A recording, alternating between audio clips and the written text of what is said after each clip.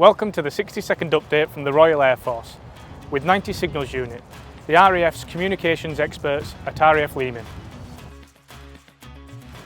RAF aviators have joined United States and Australian forces in Nevada on Exercise Red Flag, one of the world's toughest air combat exercises.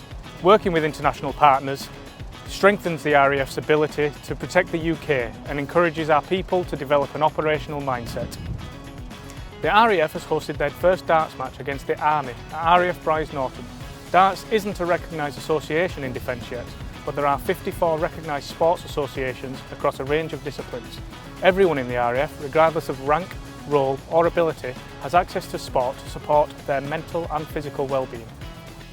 The 100% Sustainable Aviation Fuel, or SAF Voyager Team, has been awarded the Royal Aeronautical Society's Silver Medal for the first flight of a large military aircraft without fossil fuels, and the first UK flight powered by 100% SAF.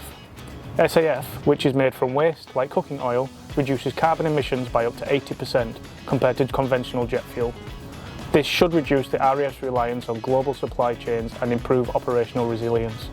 That's everything from me here with 90SU. Thanks for watching and see you next time.